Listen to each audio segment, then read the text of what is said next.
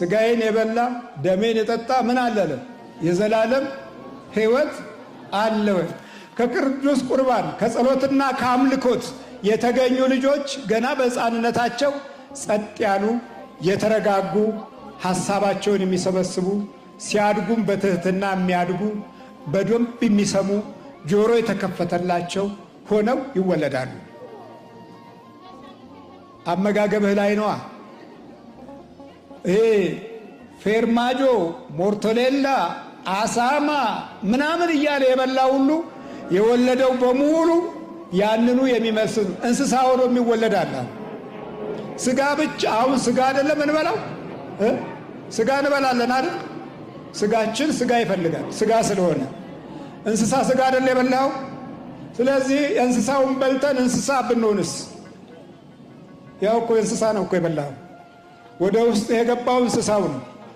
የዚህ ሁሉ መገንቢያው ምንድን ነው ብንል አምልኮት ነው። ጸሎት፣ ስግደት፣ እቤት የምትሰግደው ስግደት ጠዋት 21 ማታ 21 አምልኮት።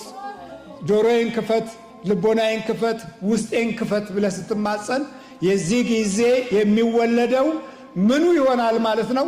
የበላኸው ከክርስቶስ ሥጋና ደም ጋር ስትገናኝ የበላኸው ይወለዳል። እየከዳህ ስትበላ የሚከዳ ልጅ ተጸንሷል። እየዋሸ ስትበላ የሚዋሽ ልጅ ተጸንሷል። እየሰረቅህ ስትበላ የሚሰርቅ ልጅ ተጸንሷል። አየህ፣ የምትበላው ይወለዳል። ቀምተህ ነጥቀህ ስትበላ ክደህ ስትበላ ከሃዲ ትወልዳለህ።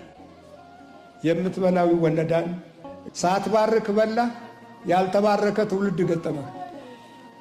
አባታችን ወይ ማለትን የጠላ ምሁራን በሙሉ ምሁርነታቸው ገደል ገባ። ለምን?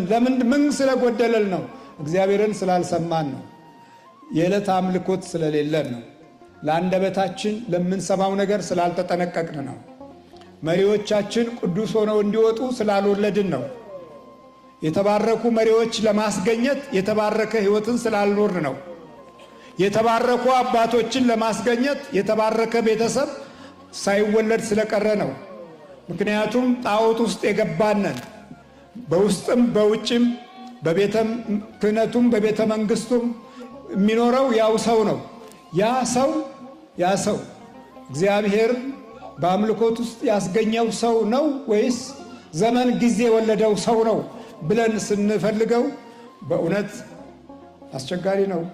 የበላነው ክፉ ስለሆነ ቀምተን ነጥቀን ስለበላን፣ ዋሽተን አታለን አሟርተን ስለበላን የተወለደው ሁሉ